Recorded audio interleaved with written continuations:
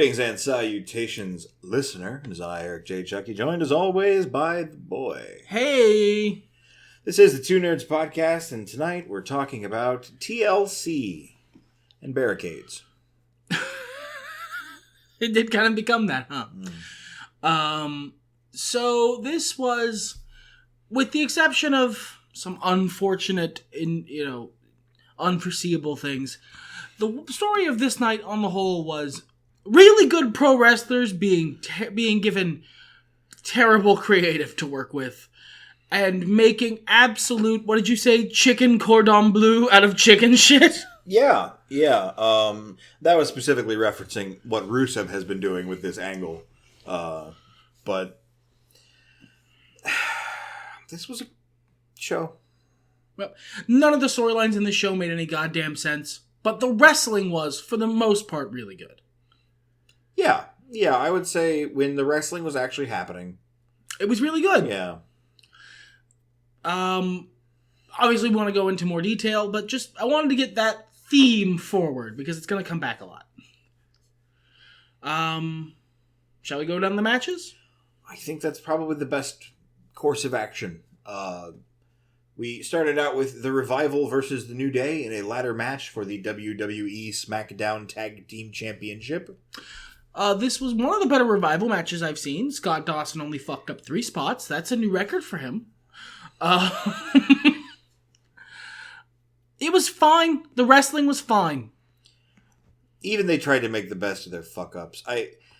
Another thing that happened all night was people setting up usually ladder spots and playing the waiting game.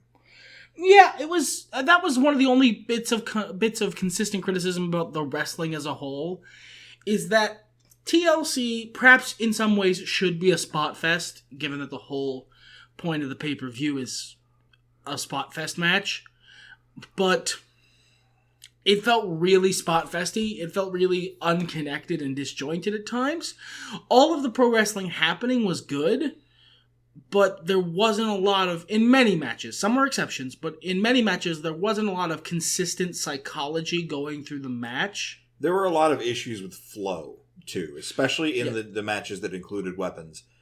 There were just these stops where people were needed to hit their mark, and they weren't fucking there. It felt very much like, and now we will set up for the next of our very small one-act plays, as opposed to one continuous thing. And there was a lot of wrestlers looking and seeing, oh, is it time to do the thing yet? Oh, no, okay.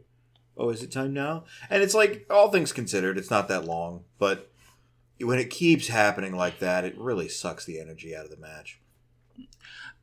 And that's kind of what I mean, because not just like backstage creative, but that's in the structure of the match, in the pre-planning or however you're doing your match, build. It's just not tight in one way or another. And it just was like a bundle of bad luck. Like, okay, like you said, Scott Dawson missed a lot of his ladder spots. He only fucked up 3 things. That's still a lot. It's new. I'm giving him credit. It's a new record for him. Sure. Dash Wilder didn't trip on his way out, so we've got that going for him. He was very happy about it, too. He went back and pointed at where he tripped before. I was like, I didn't trip. Well, there wasn't a thing there, so, but the New Day was, fun to watch. They always are. The largest possible E was great. I'm glad they retained. Yeah, it would have been look, I'm not going to bury the lead. I don't like the Revival. Even if they had done the best Revival match of all time, them winning to start the night would have put a sour taste in my mouth. So I'm glad they didn't. Man, we would have been a lot meaner to this pay-per-view if it had done that. Yeah, it was a great way to start the pay-per-view because it put me in a good mood. And it made me much more forgiving of the shit that was to follow. Directly following it, however, was not shit. No, match of the night. Yeah, I'd say so. Originally, I was thinking the tag match, but then I forgot about Scott Dawson. Yeah, no, definitely. Aleister Black versus Buddy Murphy. No, you mentioned who won. Aleister Black versus Buddy Murphy, match of the night. Yeah, it was pretty solid. Really great back and forth action. Really good time between spots and sections of fight. Yeah, they managed to keep a flow. They kept a consistent psychology. The announcers weren't up to date on what the psychology of the match was, but the wrestlers were, and that's the important thing. Whoever the new middleman, the new middle announcer. Vic Joseph. Yeah, Vic Joseph is garbage. He is Kodos at his worst tier bad. For just not letting go of the official company line of the story of the match and actually calling the match as it's happening. When Jerry the King Lawler, noted garbage commentator, Jerry Lawler has never been good, he's just been fun.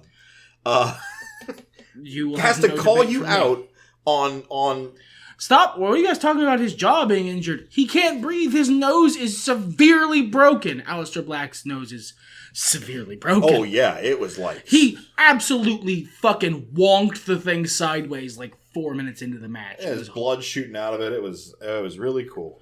It was really cool. I hope he has independent insurance because he sure isn't getting into the WWE. I hope he has good independent insurance, and I hope his nose is fine. Yes. Because it looked really cool, and I would feel bad if it wasn't. But he kept going and then stared dead-eyed. Also, another note, Night of Troopers. We have a couple different injuries in this show where the person got pretty severely fucked up and then just kept going with the match. Big Levesque energy all through this pay-per-view. Yeah. But I haven't really gotten a chance to see Buddy Murphy doing good stuff. I remember him being in that tag team that I don't even remember. That's the only reason I remember him from that tag team of wacky surfer dudes, as I remember them vaguely. This was two dudes just absolutely going to town, literally kicking the shit out of each other. Yeah, well, not literally. Well, I mean, given Aleister Black's ring gear, maybe. Oh my god, yeah, I forgot all about his fucking dookie stained ring gear. They had excellent psychology. When Black broke his nose, they functioned the rest of the match around that. They changed it. They didn't keep going with the Aleister Black's jaw is hurt thing that the announcer just wouldn't let go. But they changed it. They started making that part of the story of the match. And they told a really consistent match story. And they were really, really fucking good pro wrestlers while they did it, so that helps. Another thing I'd like to point out, I like Samoan Joseph. Because he straddles the line between really good, insightful commentator, like you want out of a wrestler commentator, and Booker T. Shucky Ducky Quack Quack level of weird shit that he just pulls out of thin air. I believe at one point I shouted at the screen, "What the fuck does that mean, you foghorn leghorn ass motherfucker?" But it was good. Like it was. It wasn't. It was fun. It was ridiculous. It drove me insane. I think it made sense in context, but we were way too busy shouting over him, so we missed the context. No, I remember what he said. It didn't. It didn't make sense in context. I'm not going to go into it here, but fair enough. I believe you. The one thing I wanted to mention is Aleister Black is still amazing. He told you this was a great story. The main event poison is starting to get to him because his new ring gear is awful. Even if Aleister Black, that man specifically chose and designed it, but bad choice, bad call, buddy. Yeah, you know what? It's ugly. It's ugly and bad, and it looks like you pooped yourself. Green is a bad color. That color of green is a bad color for your ring gear. It doesn't fit your gimmick. Stop. Yeah, I would have gone with red or white and maybe like scratchies all over it, and not a big thing that looks like. At best, you sweat your butt real bad. At best, the swamp ass. Also, it's like the same pattern as swamp ass too. Yeah. That's what I'm talking about. It's like the same ragged sort of rough triangle. No, bad decisions. The one cool leg you have that's cool, because that's the leg you do Black Mass with, was cool. The rest of your outfit was garbage. Your new little coat thing is a way worse version of the coat you had in NXT. Please fix your ring gear. Also, side note, this is something I need to point out because it's the theme of the night. Hey, whoever is you bucktooth moron who's in charge of all the cameras, don't zoom out on Aleister Black when he's doing his entrance, where he's doing a little uppie. He's getting his uppies. Don't fucking zoom out on that. It looks stupid if you zoom out on it, because it becomes very obvious that he's being lifted on a plank, and if I can see the hands of the ring techs who are holding up the fucking dryer tubing that shoots out his fog, you fucking completely ruin the mystique of the character. Well, the plank thing, I don't know if I should say to be fair, because it's a stupid idea anyway, but they added a sound effect during his entrance where it's like a... No! Yeah, they did that a while ago. The point, like, the silent, ominous nature of the rise is good, too. Maybe he's a Frankenstein. You Is got that it? so much of that wrong. I'm pretty sure he's a vampire, Vince. I think he could be a Frankenstein. Like, you got so much of it wrong at once that it just completely sucked me out of the match. It took these very good wrestlers 4 minutes of solid, amazing wrestling to make me interested in their match because of that one incredibly botched moment. Never had a Frankenstein. I don't know that we need one, Pops. Aleister Black, the Frankenstein, went over. But it was a great match. It's a great match. Had a really fun ending. Mm-hmm. Yeah, I agree. Lots of fun spots throughout. Very back and forth. Very, like, you didn't know who was going to win. I didn't. That's true. And I think Buddy Murphy really looked good here. If WWE are smart, he's going to go places. But they're not, so. Yeah, he'll go places. AEW. Yeah, they're letting people out of contracts now, so. He'll go to AEW, get himself some real pants, and get an actual push, and then become the next Stone Cold Steve Austin, like other people I could mention, Jon Moxley. Next match? Sure. We had an open challenge from the Viking Raiders for their Raw Tag Team Championships. And the OC, as predicted, answered the challenge. Although the way they set up the vignette, I kind of thought, what the fuck is the name of the men's? I don't know. The Authors of Pain. My brain would only go APA. Because they just did the Authors of Pain thing right before. And no, they were hyping up Raw because like the Seth and his boys weren't on the show, so they wanted to keep Seth hurt his finger or something. Yeah, well, fuck him. I'm not going to keep doing the OC. You wheel around me, get to be in that little chair, and you tell me that. You got it, motherfucker. But I'm not going to keep going into the OC joke. It is still funny. I just don't want it to not be funny, so I'm going to whip it out again in a couple months. But Bullet Club lost. Well, they didn't get the titles. It ended in a double countout, which the fans were super happy about, I should mention. I think the most important part of this match was the KFC side table. Also, I have a question, and this might be me being dumb.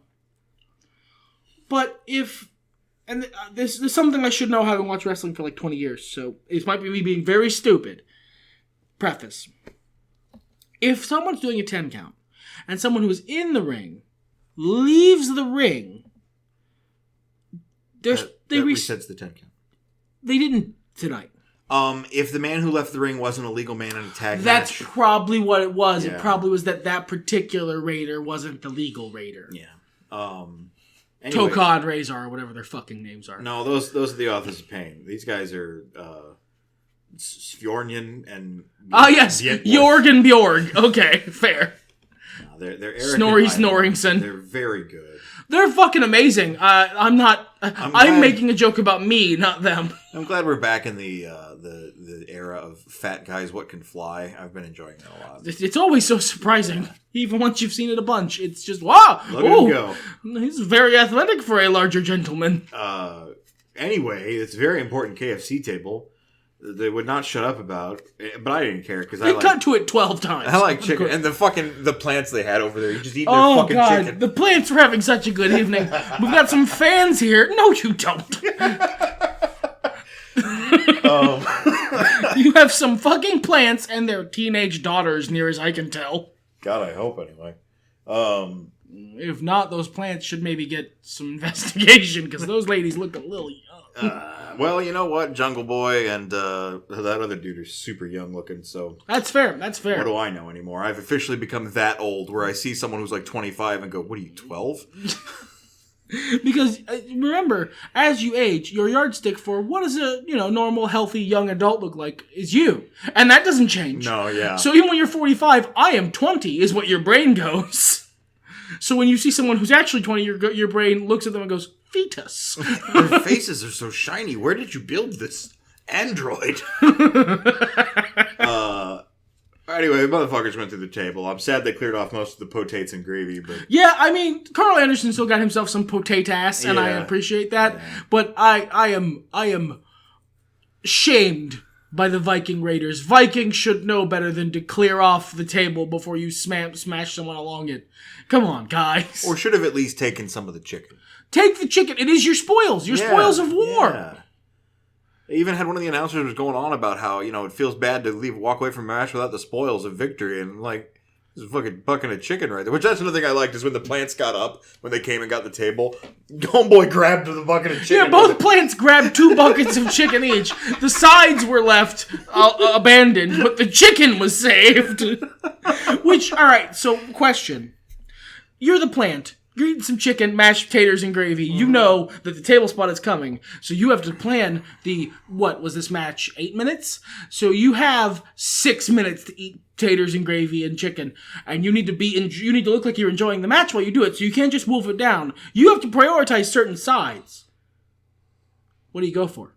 You've only got 6 minutes to enjoy delicious KFC sides. What sides do you go for? You've seen me eat. That table would have been clean. Goddamn right it would. If we were your plants, they wouldn't have had to toss any sides away. The bowls would have been empty. I would have been leaning back with my mouth full of potatoes, gesturing like, go ahead, take it. Go! You can't kill me in a way that matters. That was a fun match, actually. It was super fucking fun. It didn't matter. That's for a tag team title match, it probably should have felt like it mattered more. I said this about a Survivor Series. Because I agreed, and I thought because it was unique in that way that it was really cool that there weren't a lot of title matches on it. It made it feel very Survivor Series-y. It made it stand out as compared to other shows. But then they did it again with TLC. And that was not a good idea. No, this should have felt like it mattered more. It was like one of the only title matches on the card. It didn't, though. Yeah. So we move on to our first tables, ladders, and chairs match, which was Roman Reigns, the very big dog, versus King Corbin, the regular-sized dog. He's a regular-sized king. Oh. Well, he's actually quite big for a king. He's a very tall man. He's a very, very large. But perhaps he was too tall to be a baron. That's why they gave him an upgrade. Yes, that's true. Strange. I just noticed that, and it should have been very obvious. Really? You just noticed that he went from Baron Corbin to King Corbin? Well, and then that was like a title of some... It was like one of the most natural choices for a King of the Ring win. I just kind of shrugged and was like, all right, they just have been dropping his first name because King Baron Corbin is a lot to say. No, did you like Baron Trump? You thought his first name was just Baron? Well, I think it was. I think that was the idea. You know what? I think maybe you're right, but also, I assumed it was like a takeoff of Lord Humongous. Yeah. Because he started off as like a post-apocalyptic warrior. I thought it was a title. He's Baron Corbin, Baron of the Waste, and then he was Baron of TGI Fridays, and now he's the king of the TGI Fridays franchise of the tri-state area. Is Lord not Humongous's first name? I'm not gonna live... I want to live in the world you live in, so we're gonna say yes. Okay, cool. Fuck me from birthing Spawn, but man, if one came out, Lord Humongous is a pretty great name. You know what? My brain went, if it was a name, it would be Lorde, and then my brain just went Lord, but big. Lord Humongous. Okay, alright, cool. Just belting out royals in a rumbling basso. Cutting off heads in the waists. Oh, God.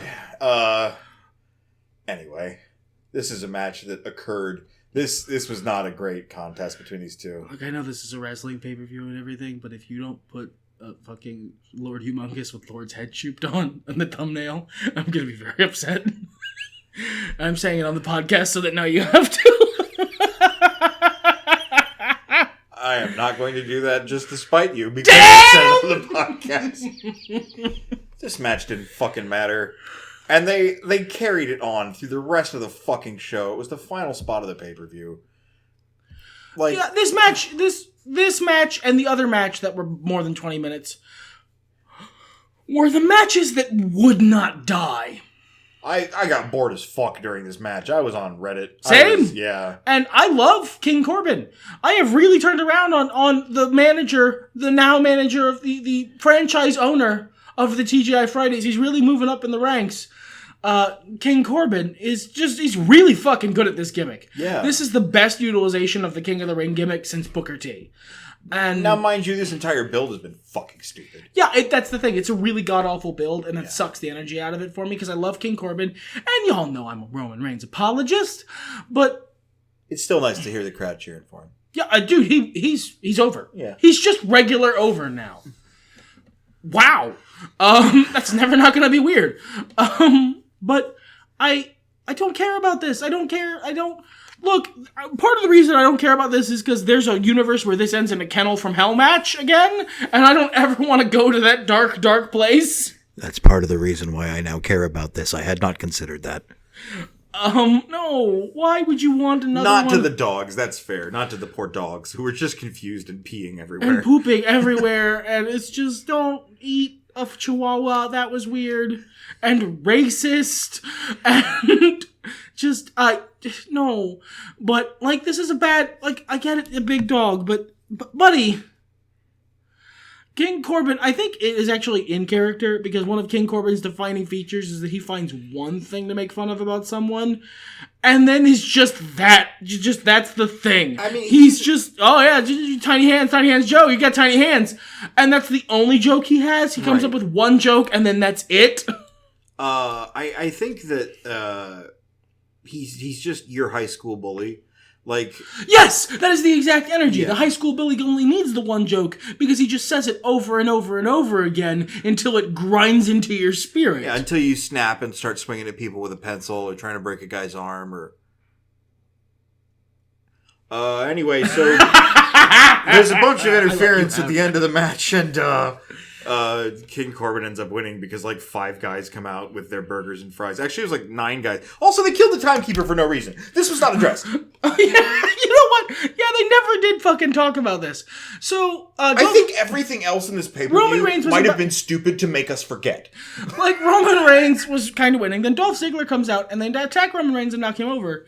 And then they go back to where they knocked him over in the timekeeper's area. And then instead of grabbing Roman Reigns, it feels like the 2 NPCs, Baron Corbin and Dolph Ziggler, got confused and grabbed the timekeeper instead. Like, they grabbed him and tossed him aside, and I figure, okay, they want his chair to kill Roman Reigns with. No, then they just got confused and began murdering the timekeeper. And then, like, Dash and Wilder came out for no fucking discernible reason from the build I was presented. Aside from they're also bad guys. And, like, they all beat up Roman Reigns and then pinned him. Corbin pinned him because... I mean, look, I'm a bad guy and this is an ODQ match and I have friends. You've basically just signed up for a handicap match. Is a tried and true wrestling gimmick. You know, to be fair, Roman doesn't have any friends right now. And no! The crowd started chanting Uso. And I'm like, oh, yeah, maybe they're coming back. But nope. No. This might be a setup to have them come back next month. Sure, I consider you said they were supposed to be coming back soon. That's what I'd heard. But... Like, you know, he doesn't have any friends right now. Seth is heel and as our locker room leader, Seth Rollins, would say, Mox took his ball and went home. And I mean that in the real sense because he went to a place where people value him and like him and treat him well. Like home. Wow. Maybe Seth Rollins manages the Applebee's. How dare you clock out of your shift early? You work until I tell you you can leave. The bell doesn't dismiss you. Done. I dismiss you. God. I want someone to kick him right in the beans. Several people probably have. I want to be the one who kicks him in the beans. My girlfriend sent me a message about him showing up at a place locally, a car show, I think. And God, if I were 5 years younger and that much more petty, I would go there to specifically antagonize him. Not like actually get in a fight with him because I'm not fucking stupid. No, he would fucking obliterate you. Well, it would be worth it. But he would fucking render you into paste. Yeah, man, he's CrossFit Jesus and I'm just a fat guy. But man, just to watch how effortlessly I could get under his skin. Yeah, that's the thing. He's so easy to work into a shoot. He's so easy to fucking just work. He's a mark. Yeah. For himself. I mean, that's fair. He also thinks that wrestling is real, and matches should only have realistic outcomes.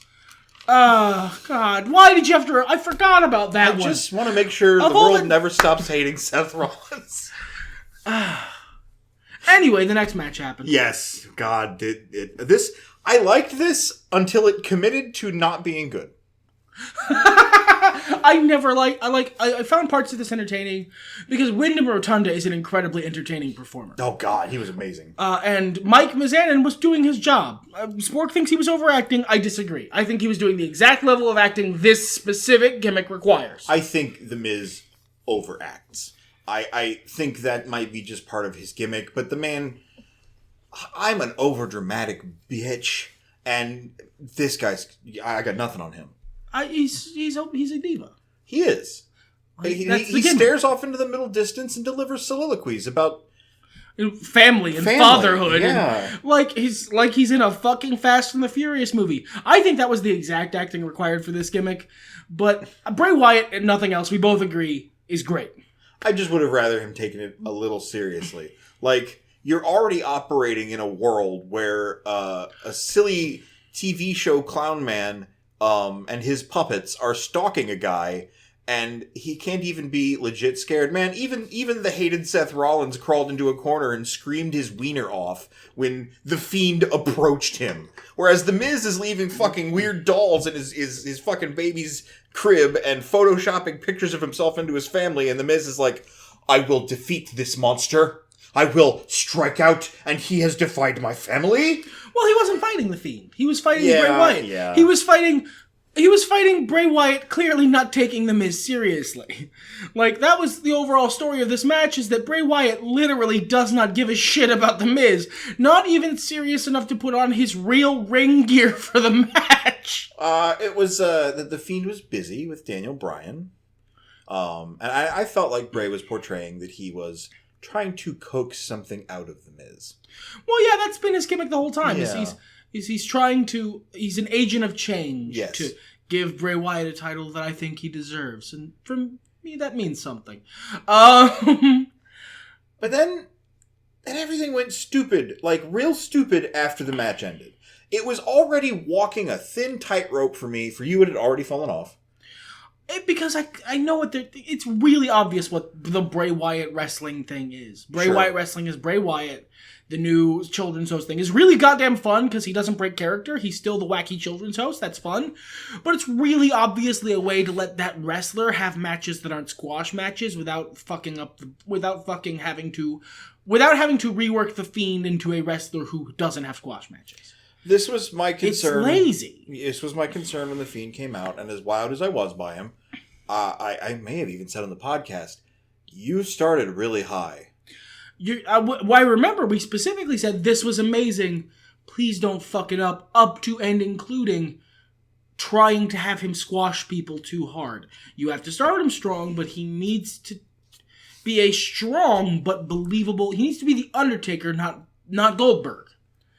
And they've gone to Goldberg with it, and so now they have to bust out Bray Wyatt, the wacky cartoon man, to give that wrestler the ability to have low-stakes matches that don't matter that much. And I think that's an interesting way to go about it, but I don't think that's what they're doing, at least not yet.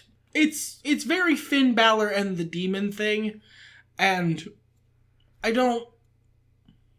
there's a reason I loved the Demon as like a Finn Balor thing. It's a cool outfit, but I really didn't like it when they started really selling them as different people. Well, and that you can't beat the Demon. Like, the Demon should have gotten... Which just implies that Finn Balor isn't taking any match where he's not the Demon that seriously.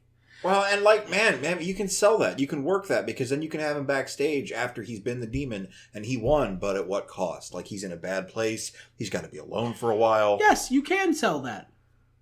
You can take that sort of, if I take this, if I really bust out, the full-on Blood Knight, I will win this match at all costs, there's a cost to it.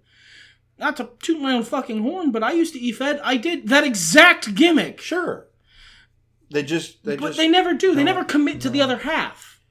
Because they have to spend at least an hour talking about cucks every episode.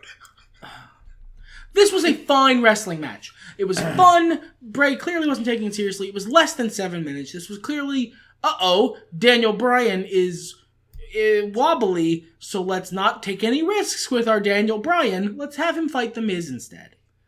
And it was a decent build, and it was probably the best version of Bray Wyatt versus The Miz that I could have asked for in terms of, Yeah, because the other option was The Fiend, and it's a 2-minute squash match. And I just don't think The Miz can take it with the gravitas it requires to feel good. Like, I think we're going to hit that point where someone no-sells Bray Wyatt and it all falls apart. That's just an inevitability. If the WWE's booking you, that happens at some point. I mean, like, you know, to their credit, it never happened to Mean Mark Callis until Mean Mark Callis did it to himself. That's fair. That's fair. It'll probably be The Rock. Yeah, he's not good for wrestling anymore. He is the maker of what chants now. That's is. all he does He's now. Powerful. He doesn't put over other talent. He just comes in and buries gimmicks and then fucks off. I like Dwayne Johnson. I don't know that I like The Rock much anymore. I don't think he's good for the show, basically. I mean, ratings wise, and that's all they care about it right now. That's all fair Vince enough. cares about. So I mean, you're in a Monday Night War. Well, what, Tuesday? Wednesday. A Wednesday Night War. Ooh, I like that. It's alliteration. Yeah, I like it too. Bray Wyatt won after 2 Sister Abigails and not else. And then there was a big thing where the Fiend showed up on the Tron and was like, "Do the thing." And Bray Wyatt He didn't talk. Just so we're clear, it would have been so much worse if he talked. He didn't talk. He just stared, and Bray Wyatt intuited that meant kill him with a giant cartoon mallet. And he started to, but then the lights went off, and Bray Wyatt's like, "Oh, good. He's just going to come do it himself." But no, it was Daniel Bryan in a hoodie. He cut his hair because Bray Wyatt stole most of it, so he was like, "Well, I look silly." He gave him several knees. And then the lights went out as he was about to kill Bray Wyatt with the cartoon mallet. And then the lights came back on. And then Daniel Bryan did this weird thing where he looked at the cartoon mallet and then looked at the world title. And I was like, I don't know what this means, but I'm very excited to see you kill the world title with a cartoon mallet. I don't know what that means, but I'm very excited to see you do it. And then he just hit the ring with the cartoon mallet and then just left. No, he chanted first because I think the crowd at this point would have been like, "Who the fuck was that?" He chanted. They forgot everything that happened prior. Because he has a gimmick, he has a chant that's so goddamn over, it just turns him into Hulk Hogan every time he does it. Yeah. So that happened. Rusev and Bobby Lashley had a fight. Rusev did a promo earlier in the night that was really good. Rusev, goddamn you, you're doing the Lord's work, son. I am sorry for what you've been given, but you are absolutely making it work, and I really fucking appreciate it. This storyline is garbage, and I don't know why it's popular. It apparently, you told me it is. I don't understand how it's bad. This is my first exposure to one of the apparently 7, 8, 9, 10, 11, 12 cuck storylines that apparently exist. It was bad. It's bad. It's very bad. But you said it's popular? I guess. Also, this is the first time I've actually sat down and heard Lana that I've heard CJ Perry. Oh, go back to Lana. That you've heard her without the accent, her normal voice. What the hell? Why do you not act anymore when you're not Russian? Well, she's not, because Lana the character's been dead for years. This is just CJ Perry. Right. I just, like, she's only just recently started, doing her American accent, her regular accent. And the acting is god-awful. I mean, to be fair, not everyone is Glorious Rusev. There's only so much you can do to be a shrill, awful, terrible human being who, cheats on her husband, her loving, doting husband, for no discernible reason other than that she is an evil bitch. Not everyone is Vicky Guerrero. Not everyone can do that well. That's a rare talent. I was about to say. That is a rare talent. And I get swept up in this, but do you ever just sit back and think about how much we love that woman for upsetting our ears? She was so good. I hated her at the time, and afterwards I realized it was the exact right kind of hate. Yeah. She worked me. Vicky Guerrero worked me into an absolute shoot. I was a complete mark. It was ridiculous. Great fucking job. Sometimes I think in that level, and I'm like, are these heel wrestlers wrestling bad on purpose right now to antagonize us? Sometimes. Sometimes that's what they're doing. Sometimes they specifically do stuff they know will piss off smarks. I can hear our heater coming on. This is an ill-prepared podcast, but you'll live. There's not much left to tell. This would have been an okay match, except that Bobby Lashley used all of his ability to interact with a table to flip a table over with one touch of his finger. he booted it, he tapped it, and it flipped exactly over onto the other side and landed without a single bounce, like an absolute boss. Like if the screen had frozen and a pair of sunglasses had come down over his face and a joint had come up from the bottom and fucking Snoop Dogg had started playing Thug Life. That would have been appropriate for that interaction. And then apparently his meter was emptied because he couldn't interact with the table for the rest of the match without looking like a complete fucking moron. It was bad. It was just, it sucked so much energy out of everything. And then he won. And that means this is going to keep going, I guess. Yeah, that means, why? Look,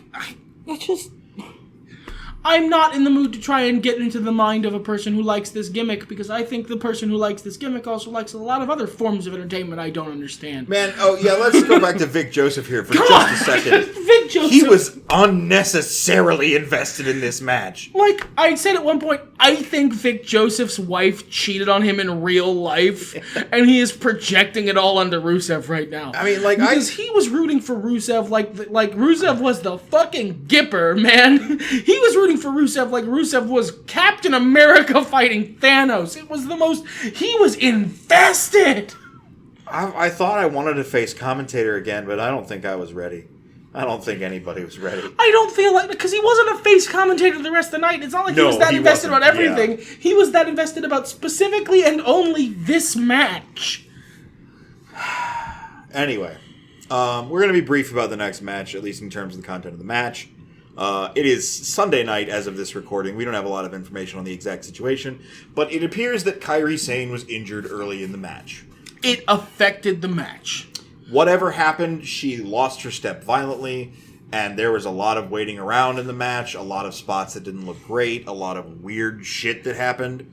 But I'm giving it a pass, because apparently she was injured severely enough that it was known this quickly, and she's fucking finished the match, and it happened early in the match. Fucking big bucket of win to Kairi Sane. That's trooper. That's damn, son. I'm hoping it's nothing serious. Same. Because best the Kabuki Warriors retained. Yeah, and the Kabuki Warriors are fucking excellent. They have their own theme music now. Thank you for listening to that. I know, Paul, that you listen to this podcast, and I appreciate it. Thank you for giving them their own theme music. And it's good theme music too, which is great. Yeah. My chief complaints with this match, other than chief complaints separate from the stuff that can be blamed on Kairi Sane being unfortunately injured. I'm never going to buy Charlotte Flair as a face. No, she's just too smug. Becky Lynch is at best a Stone Cold face. Yeah, I don't like the term tweener. I think it sounds dumb. I always have. But that's what she is. I don't understand why, even with everything they've done with the mist and the antagonization and all that, I don't understand why Charlotte and Becky were working baby. This whole match, really strongly baby.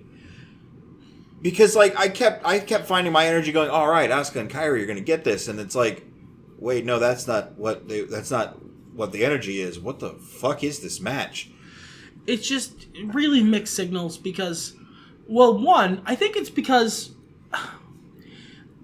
they were working baby despite the fact that they both came into this gimmick incredibly arrogant and really needing to be slapped down. I love Becky Lynch. I could take or leave Charlotte Flair. I love Becky Lynch.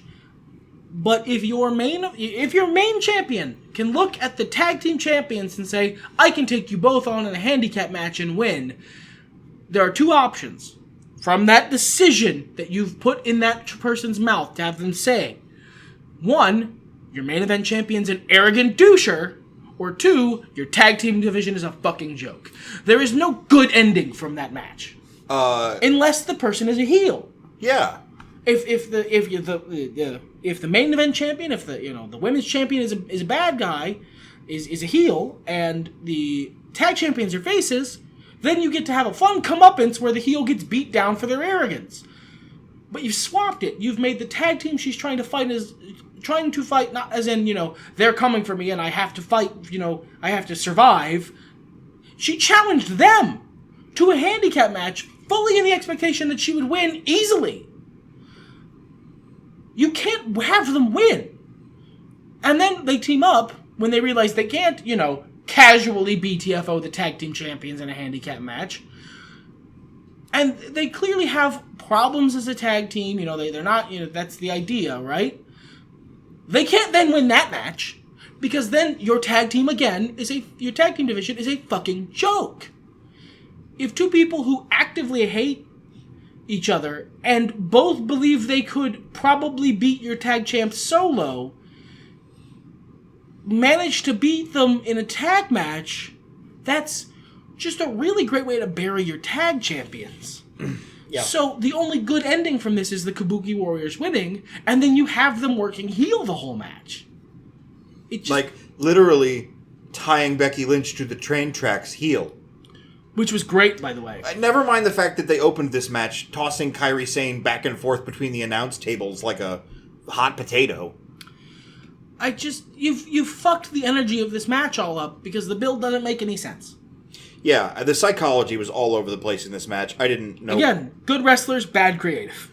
Yeah, just a crummy situation. And then, as we said earlier, the Baron Corbin Roman Reigns thing spilled out, and that was actually the end of your show. It was a somewhat neat spear spot into a bunch of dudes.